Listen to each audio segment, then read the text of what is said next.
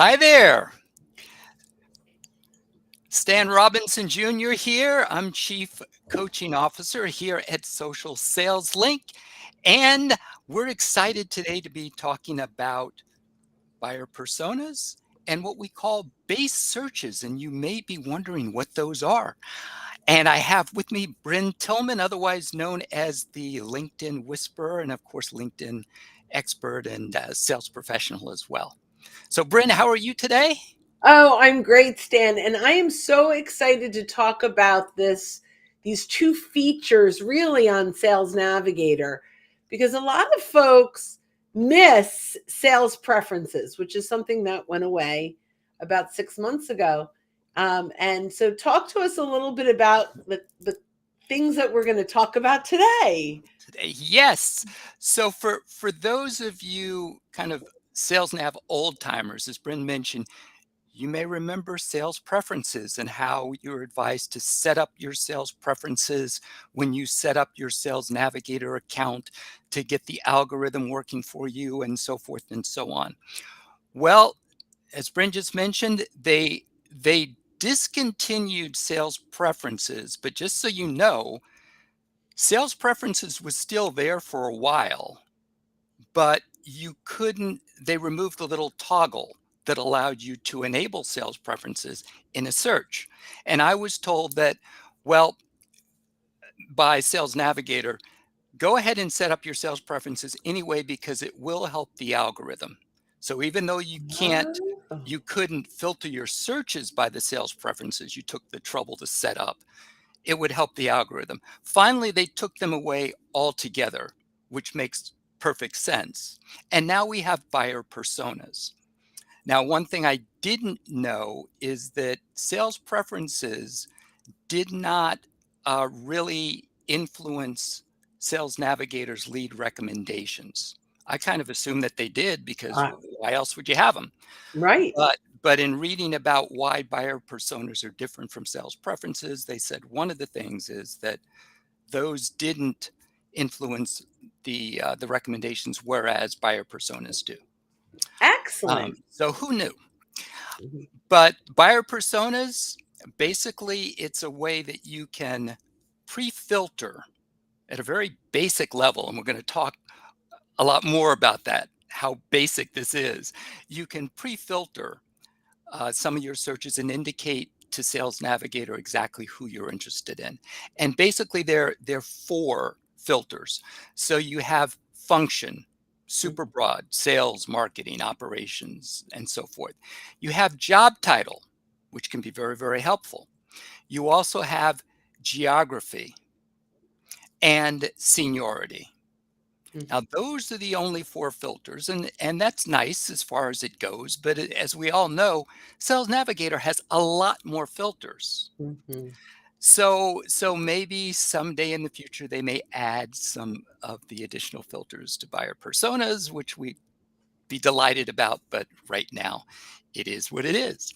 Now, one nice thing about buyer personas, though, even though the filters are very basic, is that they're extremely easy to get to. Any page you're on in Sales Nav, you can just go to a bar on the right. I think it's just to the right of Save Searches and click Personas. You can set up to 5 buyer personas. That's the max right now. Okay. Um, Sales Navigator was saying that they do have 2 default buyer personas, which are kind of set up for you. But truth be told, I never found them. So I looked, I said, okay, you're telling me they're defaults, but I don't see them here. So don't worry about it. You can set up a maximum of 5 and go from there. What the last thing I'll mention, and then Brynne, I'll ask if there's anything else you had on sales, the buyer persona before we kind of jump into more of a secret sauce, is that you can also, of course, use them as a filter in your regular searches. So if you're doing a search, you can use buyer personas as a filter to kind of narrow things down in the beginning. That only applies to leads, by the way. What we're talking about when it comes to buyer personas does not apply to account searches, only lead searches. Oh, that's interesting for Yeah, in terms of sure. how you can use them. And if you're on an account page, like say you're on ADP or anyone's account page, and you have the insights and so forth on that page, Relationship Mhm. Explorer that you can kind of scroll down, you can filter the people within that account using any of the buyer personas that you've set up. Oh. So it will show you there's a tab for buyer personas on the account page, and you can Mhm. see, okay, how many people fall into this category that I set up within this particular account? And Brynne, anything that comes to mind as far as Well, so I thought you had covered it all, but now you just like I had this moment that was so intriguing in a sense in that company page when you go into that and you click on buyer persona, there may be filters that you've chosen in that buyer persona that will contradict the results you're looking for. So, for example, you said industry was one of them, right? Or was industry, so what are they? so the four are function, job title, geography, and seniority. And seniority. Yeah. Okay. So, okay, so location isn't there. So that's good for this particular case because you're in different companies in different states and different areas. So if you create a buyer persona, so interesting. I didn't love buyer persona before we just had this before I just learned from you. I thought, boy, there's just not enough filters for this to be helpful or useful. But they are the right filters if you're hopping from company page to company page and you just want to take a quick look at who are the right people inside of that company. So I they just kind of got elevated in my mind. I still think from a toggle in the search filter, it's just not enough, Right. Yeah, right? So exactly. that's where we're going to jump into our secret sauce, right? So you open it and then hand it to me, and I'm happy to chat. Good deal. So we do have a secret sauce. I'll mention one other thing just so I don't forget it because I suffer from delayed intelligence. I always think of the answer that I was looking for 5 minutes after the conversation is over. So if any of you are using a LinkedIn product called Sales Insights, Mhm. now, if you've never heard of it, ignore what I'm about to say. But if you're using it and you say, okay, we're talking about buyer personas, we're talking about insights as a tab within account pages, how does this all fit together? Sales Insights is a totally different product from Sales Navigator. Sales Navigator is for the sales professional, the sales reps who are looking for opportunities. Sales LinkedIn Sales Insights is a product for the sales operations team. Mm. Yeah, and this is new when we were in the green room chatting today. I did not even know that this was an opportunity out there for operations. And this would be obviously if you were a much larger company, that you'd have this. But it's interesting because it helps you to estimate market size, uncover white space in the industries. Yeah. Like that's amazing. And it helps in designing territories and sales planning. So, that's all part of that, kind of advanced operations insights through Sales Navigator, but it's definitely got caught my attention and I'm going to do a deeper dive. Yeah. Yeah. And by the way, I you must be contagious because I have delayed intelligence as well. Yes, I don't know. I won't say it's age. Um, the last thing I will mention, and thank you, Jenny Rock, great to see you here, is in terms of what you can do with the buyer personas when you are and I'm not quite sure. Okay.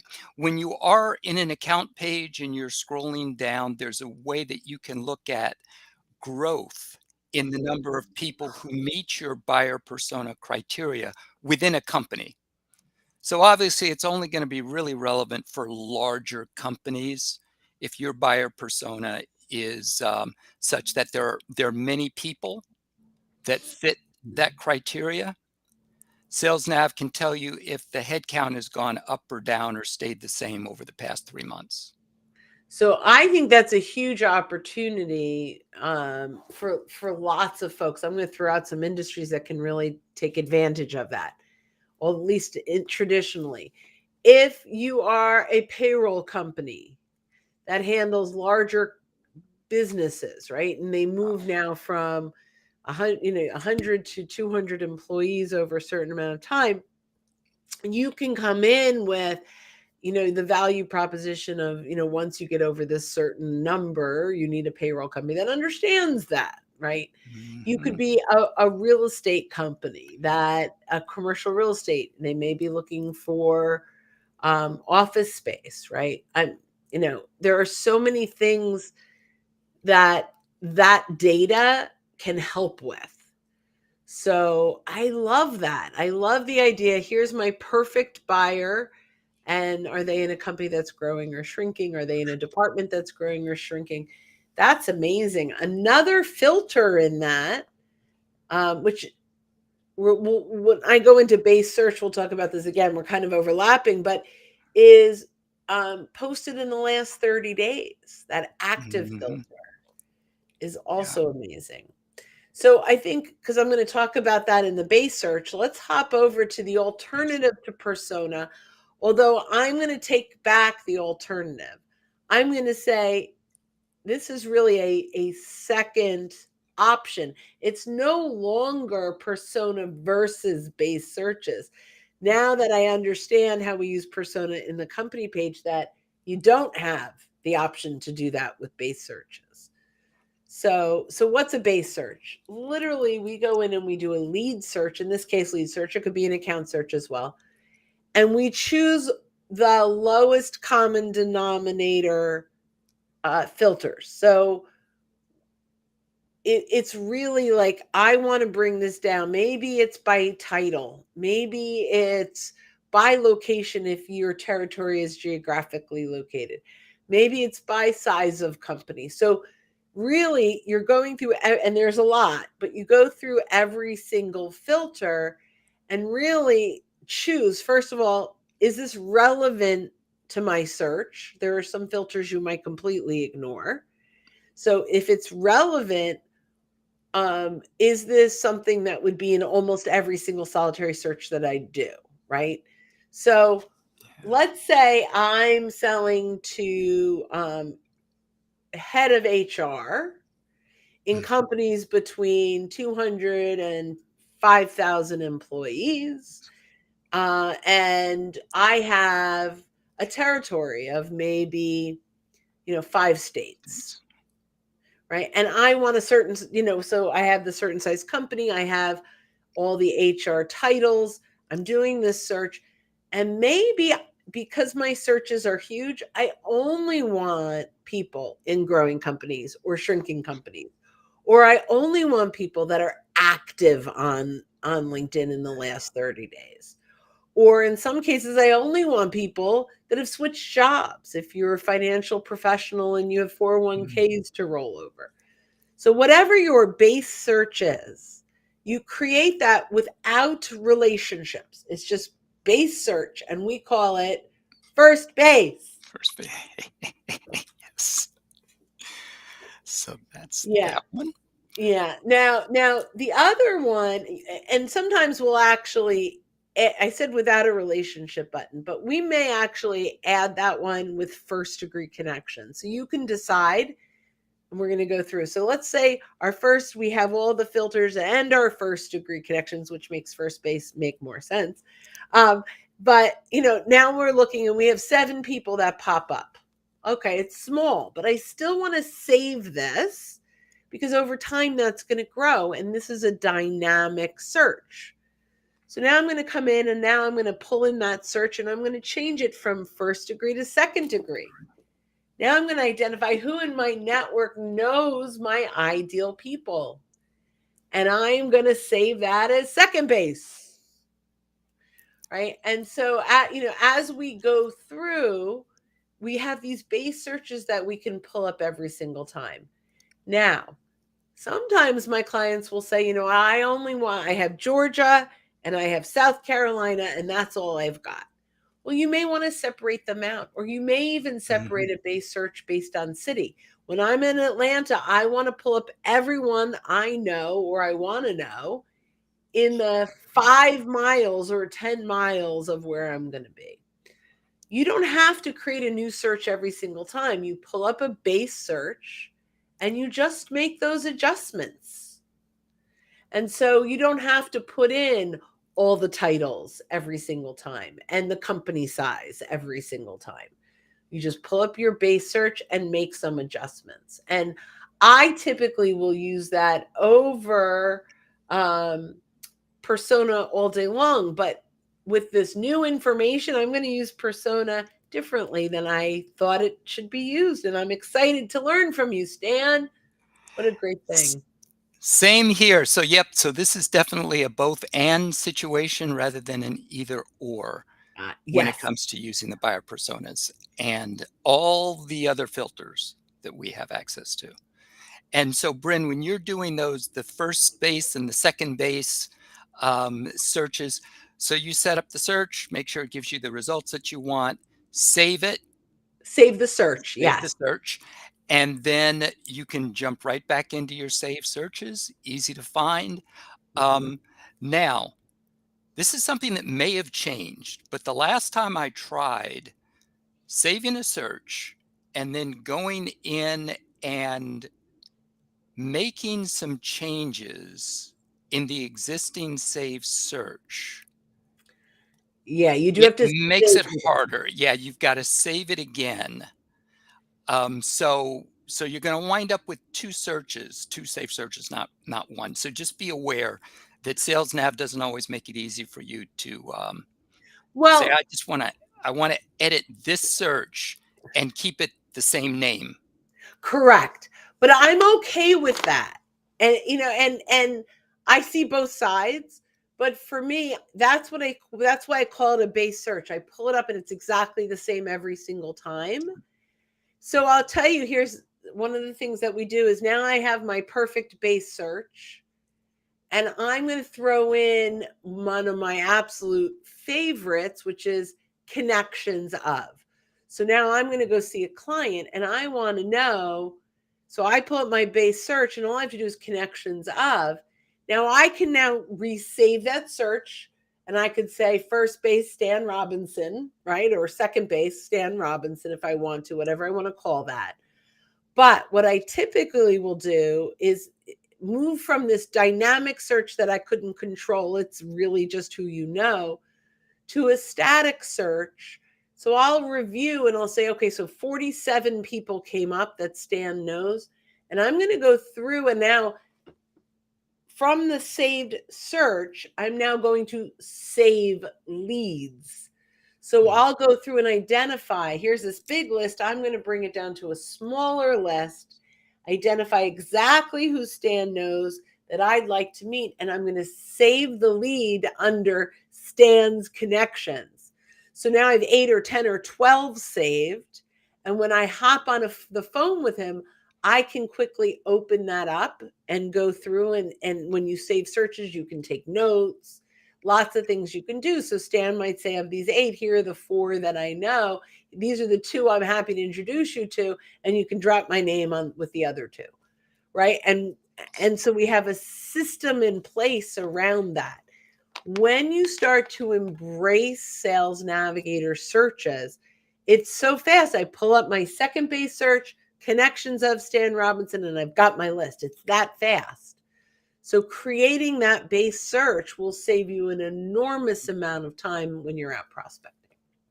Yep, exactly, exactly.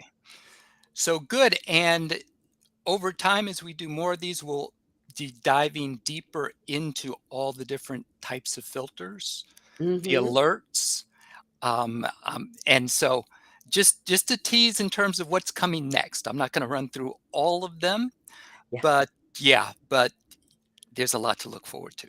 Oh, give us one or two. Smart links will be another one.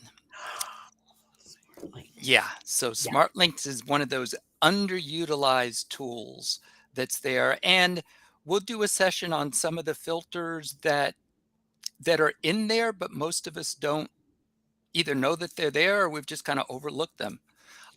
Sales Nav just expanded a category under accounts called technologies used. Mm. So if there's certain products that tend to collaborate or work with your product, for example, and you would love to talk to companies, and software is an example of this right off the Mm-hmm. bat. Mm-hmm. You want to talk to companies that already have SAP or Salesforce or Oracle or whatever the case may be.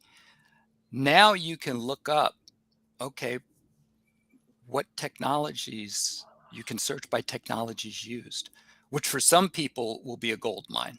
Yeah. Oh, I can't wait to discuss all these things.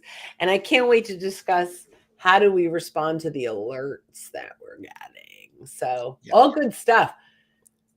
I think we have covered pretty well, I believe, the topics for today. And I certainly had a whole lot Yeah. of fun.